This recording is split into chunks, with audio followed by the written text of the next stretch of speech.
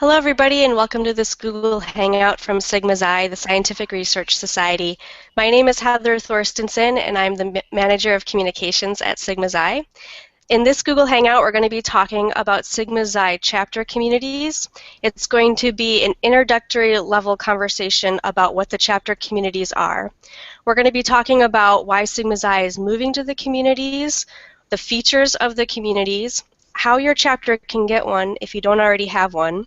We're going to hear from two chapter officers who have already started using their communities, and we're going to be talking about best practices. So our featured speakers today on the Hangout is Larry Feth of Ohio State University chapter, Margaret Fields of the University of Florida chapter, and Mike Pavlot, who's Sigma Xi's IT manager and is often the main point of contact when chapters start their communities. So welcome to the Hangout, everybody. Thank you for joining us today. And one of the main things I also wanted to mention right at the start of this Hangout is that when you're learning a new system, we want to make sure that you understand that the chapter communities are no extra work for you as a chapter officer. It's the same type of idea as the old listserv system. It's going to be an opportunity for you to email your members just like you did in the old listserv system, but there's a couple of extra features. So to talk more about that, I'm going to hand it over to Mike, who's going to talk a little bit about why Sigma Xi is moving to communities. Great. Thanks, Heather. As Heather mentioned, yes, we are using the communities primarily as a listserv replacement, sort of calling it listserv 2.0, if you will. And I think the main takeaway from what we're going to talk about today is that it is not any extra work, as Heather mentioned. We've gone to great lengths in working with the community platform provider, Higher Logic, to make sure that the transition is smooth and that it's not a lot of extra sort of buttons to click or things to know. If you want to use your community strictly as a listserv replacement, you can do that.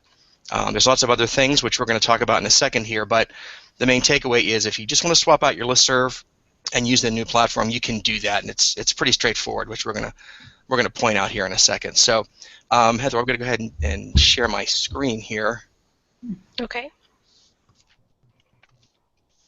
And hopefully you can see a chart here that sort of goes over some of the features of the old listserv and the new community. The chart's not up, Mike. It is not. No chart. How about now? It's a little small. Can you make it bigger? Sure. Yeah, there it goes. How's that? A little bit bigger? There you go. That looks better. All That right. went away again. Ah, there we go. Yep. Great. Looks good, Mike. Looks good. Okay, great. So again, this chart just sort of outlines some of the features that were available to the chapter officers and to the chapter members under the old listserv system, and sort of lines up the things that are also covered by the community, and you'll see down there at the bottom all the additional features that sort of extend the functionality of the new platform over and above what the old listserv could provide. With our old listserv system, you had the ability to log on to a web interface and post a message, or you could do it strictly through email, and that's the same with the new community feature. We had a moderation feature where the list manager or the list moderator could approve messages by email. We've had that with the communities as well. Members can reply via email. So even though the communities have a little web interface and sort of a small website, if you don't want to go to the website, you don't have to. If you want to participate in your community discussion, you can do so strictly through email. So we try to make it very simple that way. And also, like the old listserv, we will have a community for active members and also a community for inactive members. So if the chapter officer wants to reach out to one segment versus the other, they can do that. But what I want to point out here, moving down to items, starting with item number 5 here, these are all of the features below here that are part of the new community platform that were not available to us under the old listserv, and it's why it's so much more of a robust platform for the members. One of the big features is that the lists of members in the community are updated in real time. And what that means is that if you have a chapter like Ohio State or like University of Florida, if you have, let's say, 30 new initiates that come to the society, April 1st, and we're able to process them and put them into the system, as soon as they become a member, they're instantly part of the community. We don't have to do any manual entry on our end. I know from time to time, chapter officers will call Sigma Xi headquarters and say, I'm sending out a blast to my list. Can you make sure that all 500 of my members are updated? And we would go through and sort of run a query of our database, and we would do that manually. With the new platform, that all happens in real time. If you have an inactive member in your chapter and they renew this morning at 8 o'clock, at 8:01, they are in the active member community. So in that regard, it's very streamlined. Chapter officers don't have to contact Sigma Xi headquarters. We don't have to do any sort of manual intervention. The moderators are automatically updated when chapter officers are elected or appointed, which usually happens July 1st. So if Ohio State has 3 new officers coming in on July 1st of 2016, first thing in the morning on July 16, those 3 new officers will all be community moderators and administrators automatically, and those that have rolled off will roll off as moderators. So another feature that happens automatically. We also have statistics available. Under the old listserv system, you would send out a message, and you might get some replies. You get a lot of bounce backs for sure, and we really didn't have a means for tracking how many were sent, how many were viewed, and how many had bounced. And we have that with this new platform. So if someone were to call up to the main office and say, hey, I sent a message through the community, and I think I have about 300 members, but I didn't have any response. Can you tell me if it went out? We can certainly go through and verify how many messages were sent and how many were actually opened. In addition, more sort of a second use for the community over and above acting as a listserv is that it can actually act as sort of like a mini chapter website. Some of our chapter officers will be aware of the old mini chapter websites that we used to provide before our new website went live, and we've replaced that functionality with the landing page for the communities, and I'll talk about that in some detail a little bit later. Also have the ability to share files through a documents library. Chapter officers can put files out there. Those files will stay there when the officers roll off, so the new officer can come in and have those documents available to them, and they're also available to all the members of the community. And also the ability to post events and announcements. There's actually a little calendar feature for each community. So that's kind of a sort of a brief thumbnail. Like I said, we'll go into some detail in a bit, but that sort of lets you know some of the features that are available over and above the listserv and how that sort of works. Okay, and one thing I want to clarify that Mike said is the ability for chapters to be updated in your community in real time. He did mention that you have to have your member in the system, and what that means is that when you do your initiation for your members at your banquet or what have you, you have to send in the information to Sigma Xi headquarters, and that needs to get processed into our member database, which we call members only. And that process takes 4 to 6 weeks if you're coming in from a chapter, it's 6 to 8 weeks if it's more somebody who is not being initiated not from a chapter. So you do have to take into that 4 to 6 weeks time frame, but once they are into members only, that's when it is automatically updated, right, Mike? That is correct. Yep. Very good point. Okay. All right, so now we're going to talk about the chapter community some more by giving a demo and a little walkthrough of a chapter community, and we're going to show the main features, and we're going to cover how to post a discussion, how to set up events and your library so that you can share documents, and also we're going to be talking about how you have not only a chapter active community for active members, but for inactive members as well. So Mike, would you like to start the walkthrough? Sure, absolutely. I'm going to go ahead and share my computer one more time. Hopefully you can see that. No, it's a giant me. Yeah. Hang on. Let me pick. Could I interrupt with a quick question? Of course. Are copies of these documents, like the previous table and what's to come, going to be available to us? Yep, so we can Hard post copy? those in the chapter leaders community, which we'll talk more about in a little bit. It's a community specifically for chapter officers, and we can put it in that library, which we'll show you the library too. Okay. Good question. And for anybody else who's watching who has a question, you should see on the right side of your screen a spot to type in questions, so you can feel free to do that at any time. Oh, I don't have a type in. Do you not have that on the right side there, Larry? No, I don't. Some people don't have it and some people do. If you don't have it, you can go back to the event page and type in your question there, and we'll look for questions there towards the end.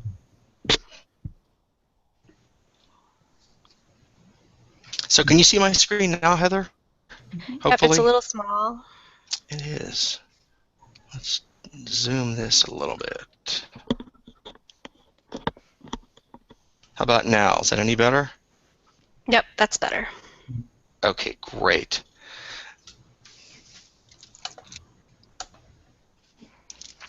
Okay, so let's take a quick peek at an example community that I have set up here. This is just a chapters test community, and I'll sort of just give a sort of a high-level walkthrough as to what you can expect from your chapter community, some of the features that are involved, and some of the things that you're able to do over and above your old listserv. So, can you see me scrolling there too, Heather? Is that showing up okay? Yep. Okay, great. So, as I mentioned previously in the comparison of the listserv versus the community, the main function that we were looking for the piece was to have a place to have a discussion, sort of to emulate an old listserv. But as you can see, there's a lot of other things going on here. Excuse me. This is called the landing page for the community, and this sort of acts as you have the ability to put in your own HTML content in here. And I'll click on this button here. So for all the chapter officers, they will have this feature. Chapter officers are automatically signed up as community administrators, and that happens automatically through our database. So if you are a current chapter officer and you come to your community landing page, you will have this settings button. And in here you'll see some options, and the one that we'll talk about first is the additional HTML. So if you come into this screen and click additional HTML content, at the top of the page you will see what your page looks like currently.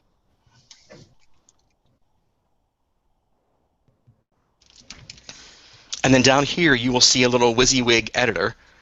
Kind of resembles what you might see in something like Microsoft Word. And in this section down here you have the ability to type text and format that text. And that will change what appears up here and what appears on your chapter's landing page. So down in here, as you can see, you can drop in a picture. There are image managers. You can click on this and navigate to a picture, and you can put a picture in here. You can also insert links. You can see here that some of these are actually links to documents, or they can be links to other websites. So for instance, if I wanted to pick out University of Arizona chapter, let's say University of Arizona, I could highlight that and I could click on this little icon here, and we will provide a little instructional sheet for this so you don't have to remember what's going on, but there's a little link here for web link and the link for University of Arizona. And I'm not really sure what that is offhand, but I'll just put in something that I do know. And the displays for that link, and you'll hit OK. Then you'll see that it underlines and actually becomes a web link. Good. And this is all designed for use for people who don't know HTML. We don't expect you to know any of that. This whole little interface here is designed for you to be able to type text, format the text, and put some descriptive information about your chapter here. You hit save here, and then you'll see back on the landing page for the community that the word University of Arizona is in fact now a hyperlink. And if I click on that link, it'll take me to the place that I designated, which was CNN at this point. To be very user-friendly, we want this to be simple as possible and something that the chapter officer can get in and make a few changes and get out. Known as the landing page. It's also known as the recent activity tab. So if you were navigating, like if we go to discussions, you'll see that this first tab changes to community home. So if you wanted to get back to the home page, you would just click there and we're back where we started from. Important piece to discuss is, in fact, the discussions tab.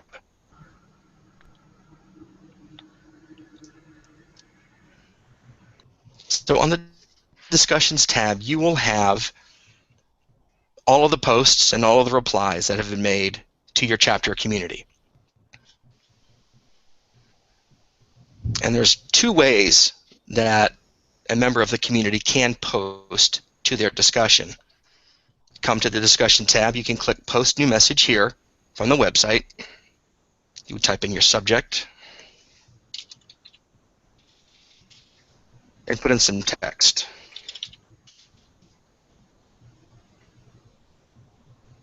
And hit send.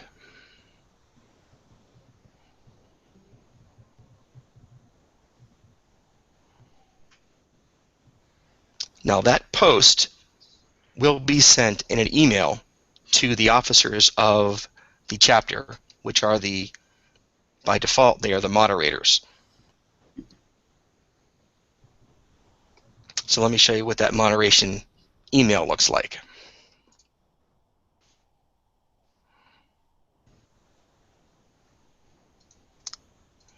This is an example right here. So you'll see here there is a Sigma Xi moderation notification is the subject coming from Sigma Xi communities. And if you double click, this is one that I actually posted earlier. These notifications come out about every 10 minutes or so. So I posted one prior to the Hangout.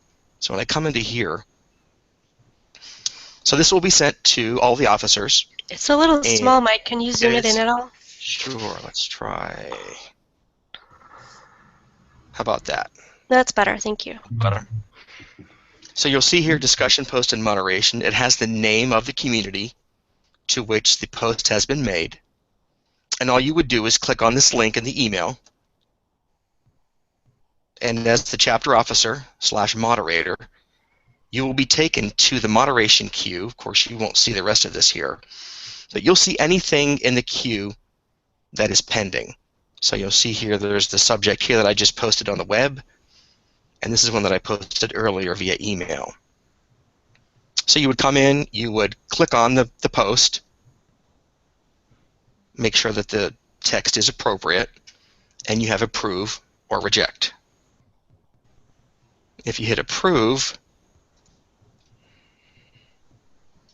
and we come back to the discussion, you will see that the moderation tag has been removed, and now this reply or this post is now part of the discussion for everyone in the community to see. The items that are marked currently in moderation are only viewable by the community moderators, which are by default the officers. So by clicking on that email over here, clicking on that link, and clicking approve, I was able to approve this post all through email. And I think one of the things that we'll point out several times through this presentation is that you can participate in the discussion through this web interface here, through this web address. Or alternatively, if you just want to stay in email, you can handle everything through email. You can submit a post, and as the moderator, one of the moderators, I can also approve posts via email. And once that post is approved, it will in fact go out to all of the members of the chapter community. It also goes here on the discussion tab, but it also gets sent out via email to everyone in the community. So that's probably the #1 core feature of the whole community platform here.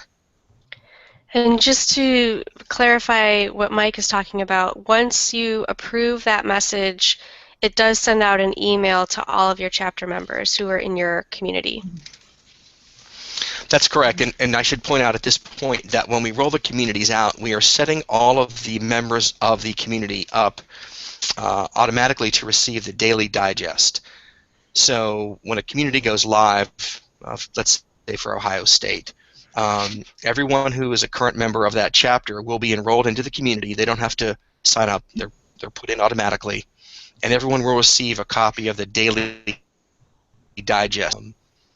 The community members can change that. They can choose to receive it through real time, or they can leave it as daily digest. But we do use daily digest as the default.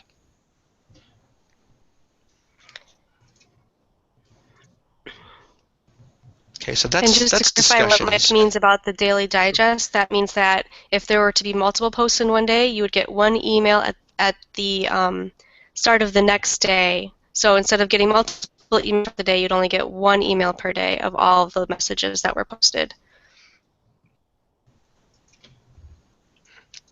That's a good point, Heather. And I'm actually pulling up a digest that most of us are very familiar with, which is the Community for All Active Members, which is the lab member to members. And this is an example of what a daily digest would look like. So these are all the posts that came through in one day. That would be Wednesday. So there were 8 posts, and as Heather mentioned, it comes as a daily digest, and they're numbered 1 through 8. These are all the posts, and you can click to read any one of these posts. And then when you read the post, you have the option to reply to the whole group, meaning the whole community, or you can reply just to the sender. Again, doing this all through email if you choose. You don't have to go to the website to do any of this. You can stay in email and accomplish all of these things. So going back to our test community, so those are the 2 core features of the community. Our landing page with the ability to put in as much HTML information as you'd like, text, photos, and our discussion feature, which replaces our listserv. Mike, is the landing page viewable by the public like a website would be? Good question. Yes, it actually is. By default, we will set up each chapter community landing page to be viewable by the general public. So, and we actually give out customized links for these. So, let's say you're Ohio State. It might be something like community.sigmazai.org/OSU. And if someone happens upon that link, they will see this landing page, which describes information about the chapter. The areas that are protected and only viewable to members of the community are the discussion and the documents library, as well as the member list. So that means that your events are also public. That's correct. Okay. So those are the 2 main features, and I'll touch on some of these other features as well, which are equally as useful, I think. We'll start over here with the documents library. So this is a great feature in the sense that it allows the chapter officer to share documents with their chapter community members, and it also allows for some continuity. You could put some documents in here about how to run your community, or how to run a chapter event, or any number of things, how to nominate, information about Sigma Xi's annual meeting, filling out your chapter annual report, which are all things that could stay in here and be useful to the next set of officers and community administrators. This is very easy to use. You come to the Documents tab, you click Create New Entry, and there's some title and some other information, and it's very straightforward.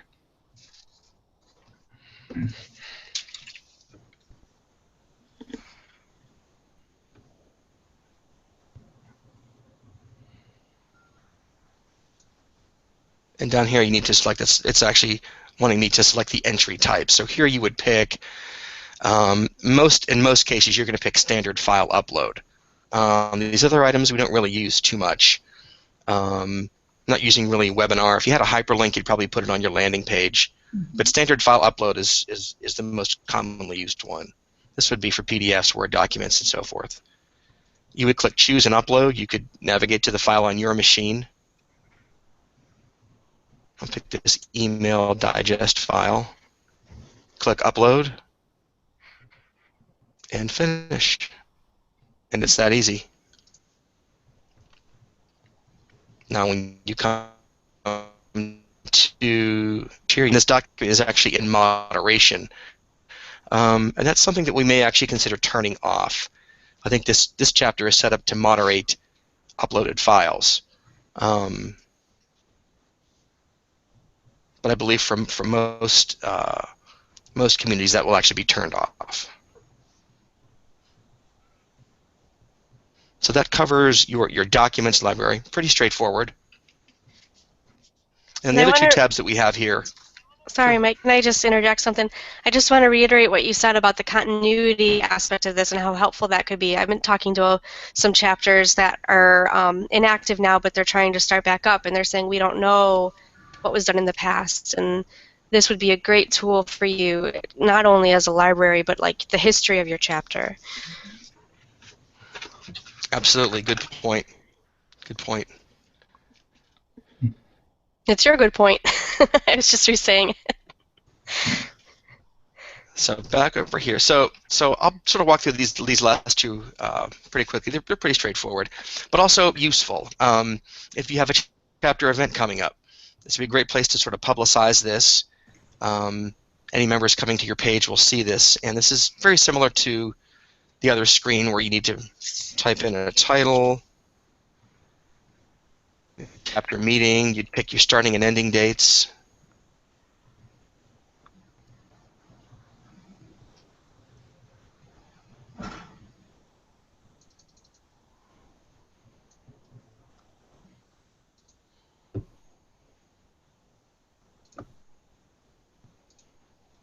And some options here about when to display. You can pick some things to always display or only display it until the date that you have selected here, so that events that are in the past would automatically roll off, and that's how you would control that here.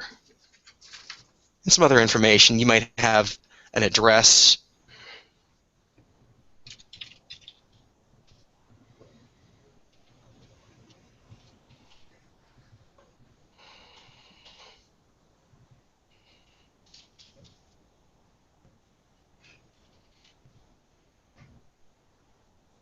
And some contact information as well. And there's also a page here where you can put in the description. So like the community landing page, you've got a little WYSIWYG editor. Looks very similar again to something you might see in Microsoft Word. And you put in a description here.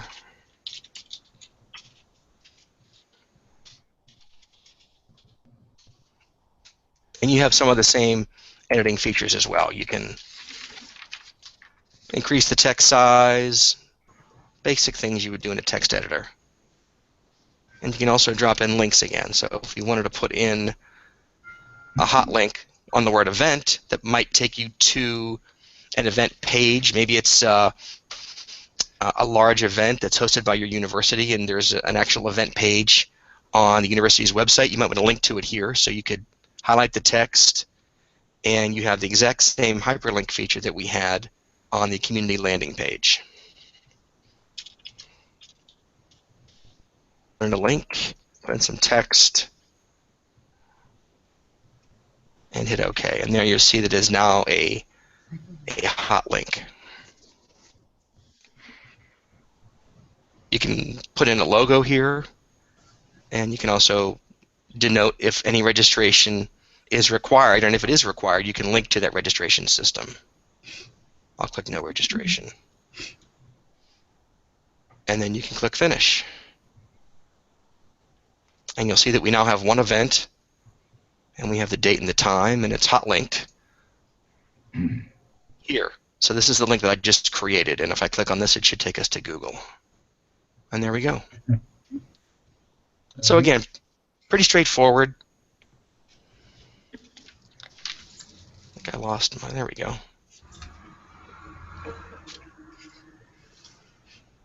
And then lastly, the last tab that I'll touch on here is the member tab. And this is useful. This will give you a listing of all of the members currently in your community. And again, each chapter will have 2 communities, one for active members and one for inactive members. And can show you quickly what that looks like.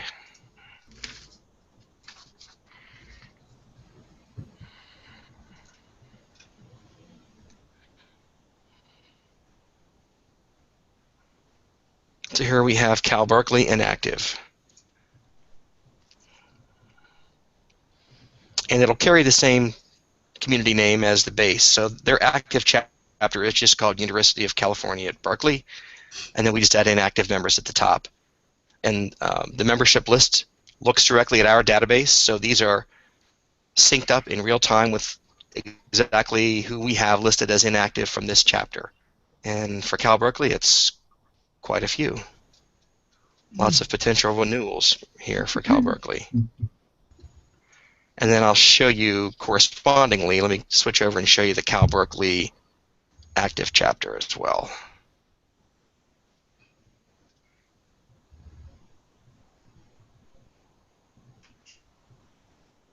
There we go. And you can see they've actually done some work on their active chapter community here. They've done a nice job here. They've got their current officers here on their little landing page and the Sigma Xi Berkeley logo there, which is a nice touch. Michael, I noticed that there was an export button there. Yes. Okay, so that's really good and that's useful. Export out your list of members. Correct. Right there. Or inactive members, so that if we want to divide them up and have people, make phone calls, contact, absolutely, that sort of thing, right? Absolutely. Or if you just want to blast a message out to them, correct, through email, you've got them all sitting there and waiting, and you can do that as well. Right. Excellent I've point. actually done that. I was surprised. We had over 1,800 inactive members. Mm-hmm. Wow. That's a lot. Well, it goes back to 1880 something or the other. Well, the chapter does. I don't know if the list does, but 1,800 inactive members is a surprise. So that's a sort of a high-level look at the basic features here. I'll throw it back to you, Heather, but I think that covers sort of the basic ins and outs of the chapter communities. Okay, and I just want to point out that the chapter active community and the chapter inactive community works the same way. So if you want to send an email to the inactive community members, you would do that in your inactive community using the same steps as you would in the active community. Heather, do you mind touching base on if we were to go through our inactive member list and there are people there that are no longer should be on the list, how do we purge that? So are you referring to perhaps deceased members? Correct. Okay. Yep. So one thing that you can do is contact us here at headquarters, and I believe, Mike, what we would do is we would put them as a list, show that they should not be emailed in members only, and then that way they could be taken out of the community list. Is that correct, Mike? I think actually what we would do, if you're talking the case of strictly for deceased members, we have a way of marking those in the database, and the community platform actually excludes those from the community automatically. So that would be something that would be something we would do internally. We would mark that as such in our database, and then it would automatically reflect in the community. Okay. May I ask another question? Yeah, sure. Okay. Going back, Mike, to the previous list that you had where you were able to do some metrics. Yes. And you had down there bounced emails. Will that give you the level of detail as to what email address actually bounced? Or Unfortunately, does it total bounces? It's strictly an aggregate. I wish that's something that we've actually asked for from the platform provider, but it's not something that they currently offer. Okay. So if someone were to call and ask, hey, we sent out a correspondence, can you tell us what was the open rate? We can give you total sent, total bounced, and total viewed. But we Okay, don't have the but it's ability. aggregate. Okay. Yeah. All Yeah, we right, well, can't then drill down any further. that makes that inactive list even more important, because I also noticed it had email addresses. And then as we go through trying to make contact, we will know specifically which ones bounce by reaching out. Okay, thank you for clarifying. Sure. Can I ask a question? Of course, yep, jump right in. Okay. One of the things I found searching through the member list is we were talking about a deceased member, and on our active group, I found the name of a member who's been deceased for 10 years. Mm. So one of my questions is, whose responsibility is it for notifying the national office when a member is deceased? How do you do that? Obviously, his family doesn't necessarily do it, but it may be that the chapter was supposed to. This is before I became an officer or a member of the executive board. But how do we take care of that? I got an angry message from a spouse who said, my husband died and please stop sending emails. Yep, do you want to take that one, Mike? I can jump in too if you want. Yeah, unfortunately, there really isn't any good way. We've run into that situation many times where the only way that we find out is a family member, a spouse, or so forth, responding back to the message saying that the member has deceased. So there isn't really any way for us to sort of have that information other than via the family, or if we happen to have another member tell us. There isn't any foolproof way for us to know that. So unfortunately, we just update it as we have the information made available to us. So it sounds like, for the member that you're describing, it sounds like we are not aware in our database that member is deceased. So it's something we should probably take care of. He's on the active member list, not the inactive member list. Mm-hmm. Okay. Could be a life member, right, and be on the active list. Oh. Yes. Could be. Yeah, it could be a life member, and we have many instances where spouses will continue to pay the dues and not tell us. And we've had situations where people have been on our active member lists for several years, and we find out that the spouse is actually paying the dues and still fielding the emails to the email address.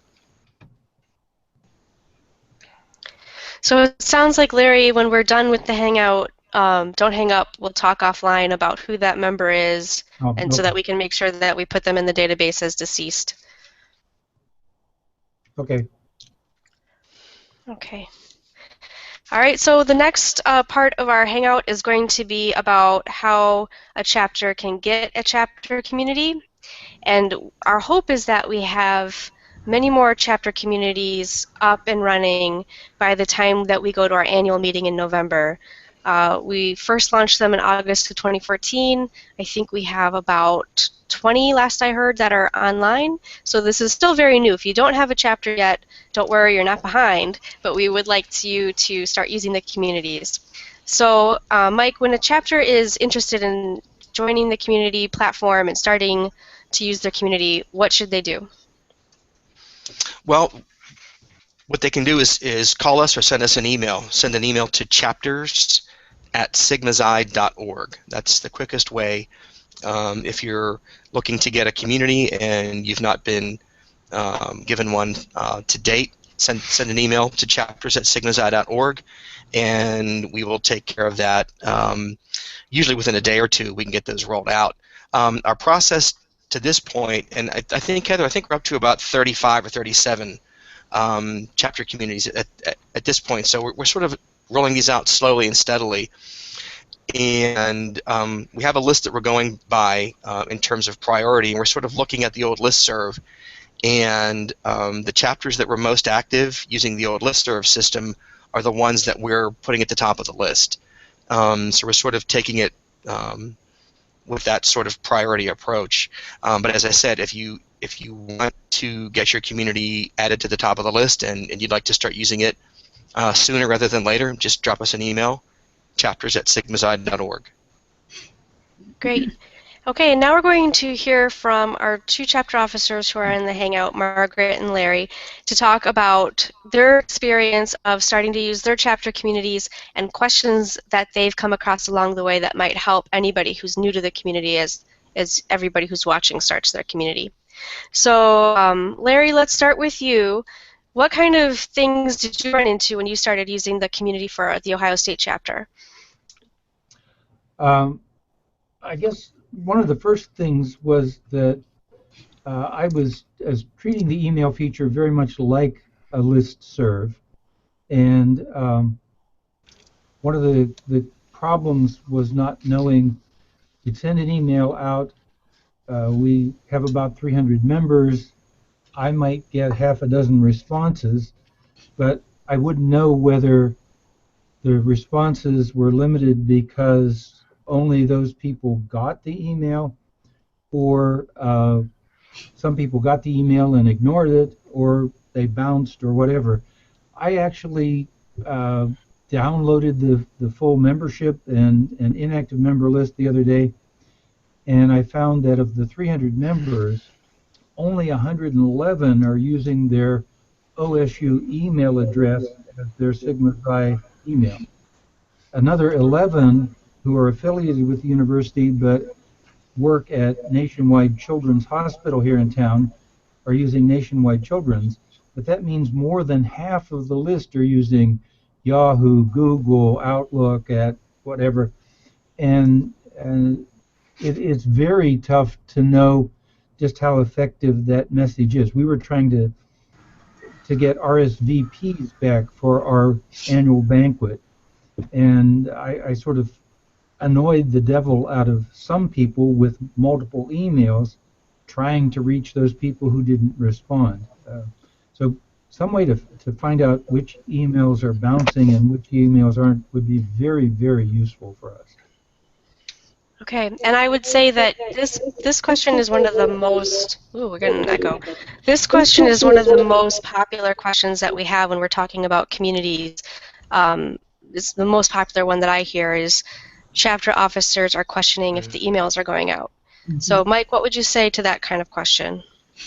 Yeah, it's certainly a fair question, and when you hit send, you want to make sure that you're reaching your audience for sure. I think that one of the things that we try to ensure people about the platform is that it's very robust. We've been using it for a year and a half now, and I've had that question probably 2 or 3 dozen times, and I've never had an instance where somebody sent something out that didn't go out to their community. So the community is very robust. They're using Amazon Web Services as their email delivery service, and even more so than our old listserv system, the community platform provider checks the email addresses before they send out. And the reason why that's important is that you are less likely to have your community email rejected as spam or bounced, because the platform that is sending it out is much more rigorous about only sending out to valid addresses. And in the world of email, it's not good enough just to send out a message to a list. You have to make sure that your recipients are valid.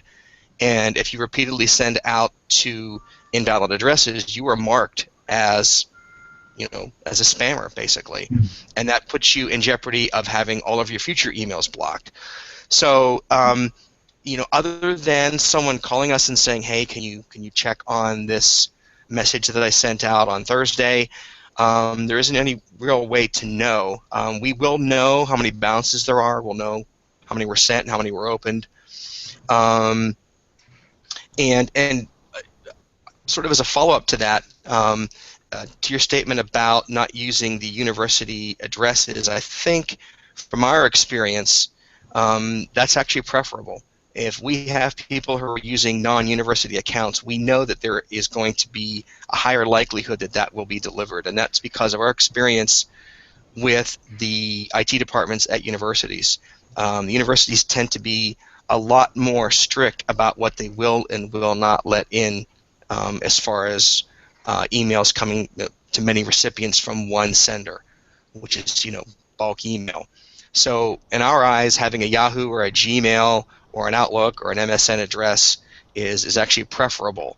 And as far as ensuring delivery, you know, as I said at the beginning, I'm 100% confident that the messages are being sent. You know, whether they're being opened or not, of course, that's the task of anybody sending out a message. But the platform is extremely robust, and you know, takes great care to make sure, to the extent possible, that we, as the community sender, are not marked as spam. So, and it's one of the things that we actually have down to talk about a little bit later, is that, you know, we are recommending to the chapter officer that if they can go to their IT department and tell them, look, you know, we get a lot of emails from Sigma Xi. It's a society that lots of folks at this university belong to. Please whitelist this domain, and that domain is connectedcommunity.org. That is something that we highly recommend and that we ask the officers to do to, again, to ensure that messages are delivered. And one other point that I would add to that is that we have had instances of people sending out community messages that end up in some members' junk email. And so for that case, you can tell your members to look in their junk email and look for the connectedcommunity.org email address. But in most cases, they shouldn't be going to junk mail. Okay, anything else that you ran into, Larry? Well, one other question. When I was first getting used to this, I sort of got over-enthusiastic, and I think I posted some repetitious discussion and announcement kinds of things, and then couldn't figure out how I could retract them or delete them or anything. Is there a way to delete an old message or an inaccurate, out-of-date message? Looks like the discussions, once they're there, stay forever. I have found the ability to edit a message. However, that could be because I am a super admin. I don't know, do you know, Mike, or is there a way to test it real quick? Yeah, I'm actually, you know, that's something that's come up, and my remembrance is that we can edit, but I don't believe that we can actually delete. I'm actually looking at that right now. Well, actually, I'm seeing a delete function here. We'll have to check into that. As Heather mentioned, she and I are both overall admins for the whole platform. We need to make sure that that function does exist for the community administrator. But we can look into that. I have it as the overall admin, but we'll have to check into that to see if that's actually a feature that's available to the chapter officers as well. I'm fairly confident that you can do it. Well, I'm sorry, what are you saying, Larry? I think he deleted them for me a couple weeks ago when I had multiple listings of the same thing. Okay. Yep, so that's another thing. You could always email Mike or I, and we could delete it for you. Another thing that you could do is you could, well, I don't know if this is a good recommendation, you could flag it as inappropriate, send it to moderation, and then delete it from moderation. Is that a good idea, Mike, or is that, if you flag somebody as inappropriate, does that give them some kind of, does that degrade them in the community in some way? No, I don't think so. I think you can flag. That's actually a very good point. You could actually flag it as inappropriate, and you know, if it's from you and it's a duplicate, then yes, you can just go delete it from moderation. And I think that might be the way that we've done it. That sounds very familiar. Yeah. So there's no bad consequence from doing that. So that's actually a pretty good idea. Yep. Okay. Anything else, Larry? I think I'll pass for now and let Margaret ask. All right, Mark. What about you? Over to you. Okay, thank you, Heather and Michael and Larry.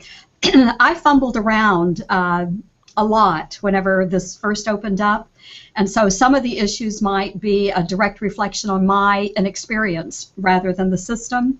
We're all starting at the same place. It's okay. Yeah, and so I did use it, and I used it for our events, and I used it for our annual awards banquet in particular, as well as a couple of smaller things, if I remember right.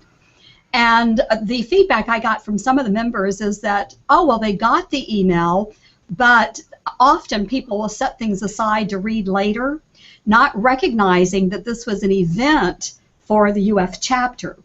And so they said it just looks like it's generic and it looks like everything else from Sigma Xi. And so they just missed it as a result of that. And again, it might be me. I don't know if there's something in the subject line I should be doing, or if there's something Sigma Xi should be doing, saying this is University of Florida chapter, and then the event title or something. I don't know. Yeah, well, Yeah, you do have. Oh, go ahead, Mike. I was going to say I'll take that one.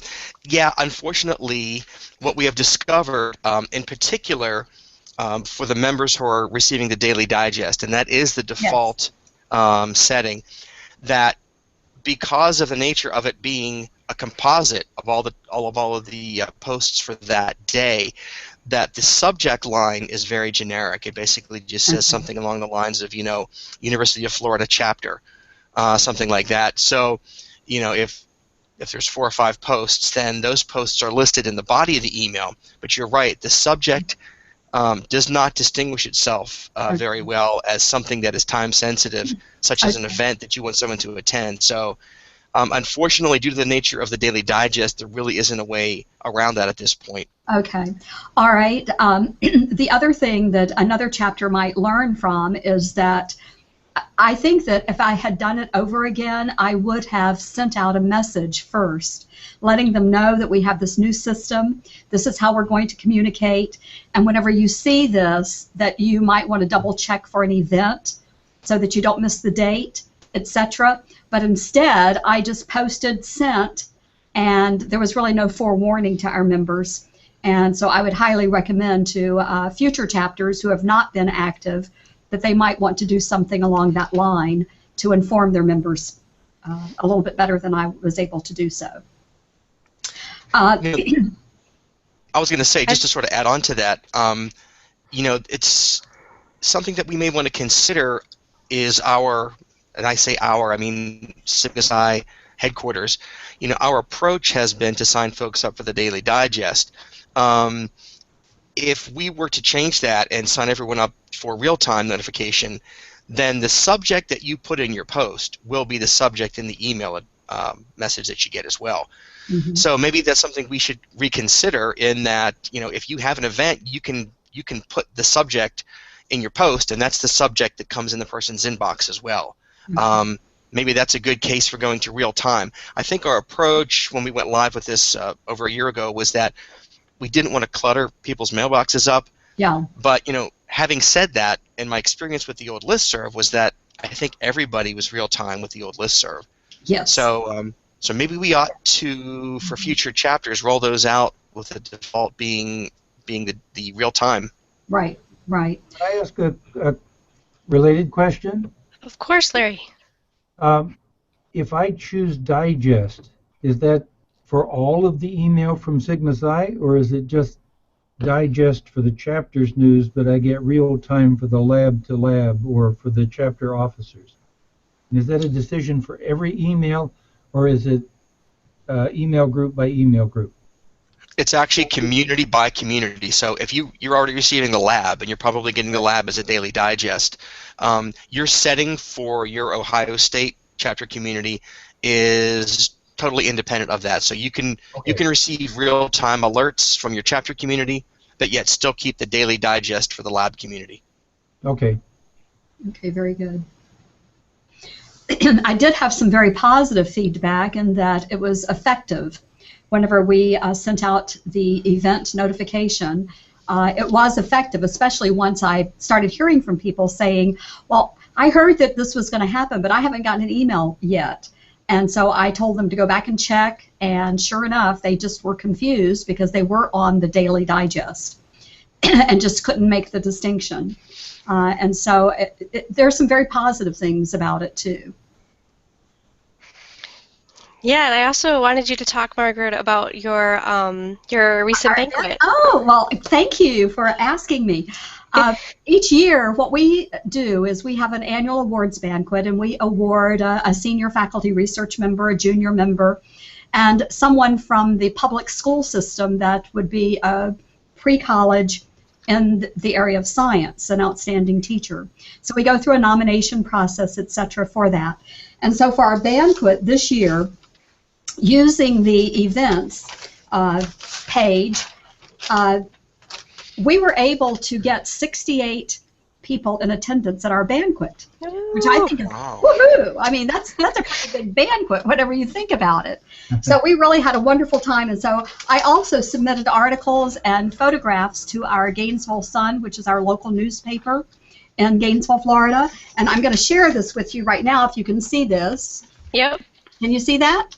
Mm-hmm. Okay, so the top picture, and this was, a pretty big spread for us.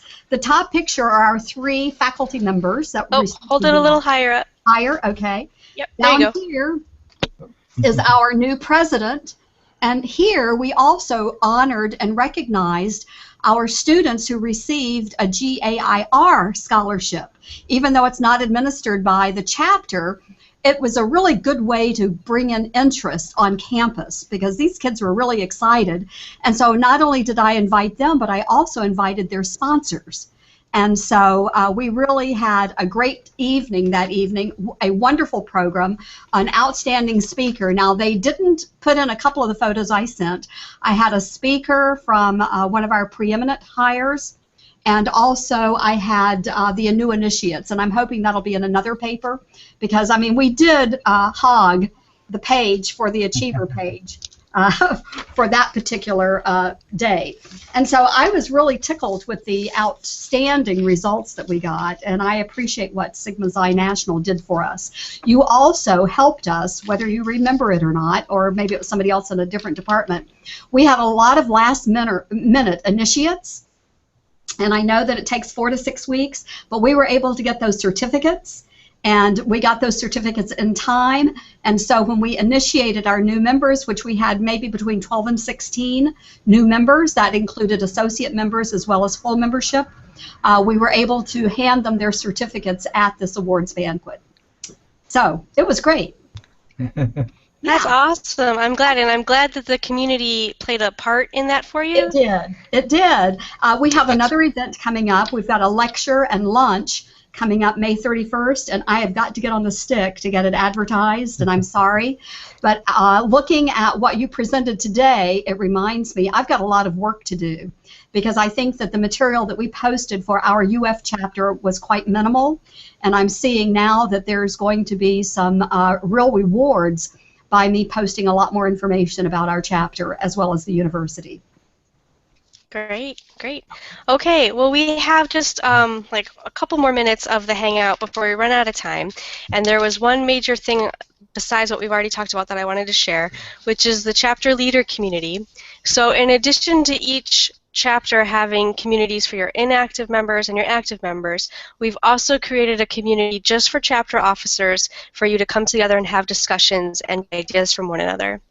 And I was going to try to share that community. Let me see if I can do it. Okay, can you see this?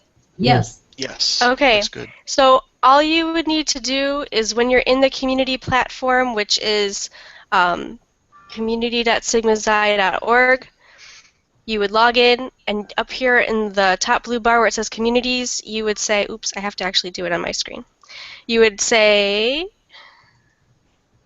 oops, sorry. You would go to where it says communities and then hit a down arrow. I'm having a hard time with this. And then you'd say my communities, and then you would select the chapter leader community. And then this is where you would come and have discussions.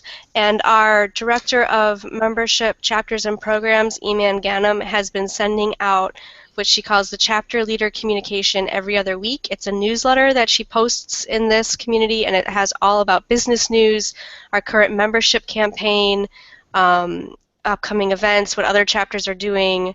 There'll be information about your annual reports when those come up. So this is a great resource for you, and we hope that you use it because we want you to feel like you can learn from each other and share ideas. Wonderful. I appreciate that. Great. Okay. Well, those were all of the main topics that we wanted to cover, and we've run out of time, so I want to thank Margaret and Larry very much for sharing your experience. It's been great to hear how it's working out for you, and thank you to my colleague Mike for sharing everything. And this recording will be posted immediately after our broadcast. So thank you, everybody, and remember to email chapters@sigmaxi.org if you would like to get started with your community. And have a good day. Bye. Bye. Bye-bye. Bye.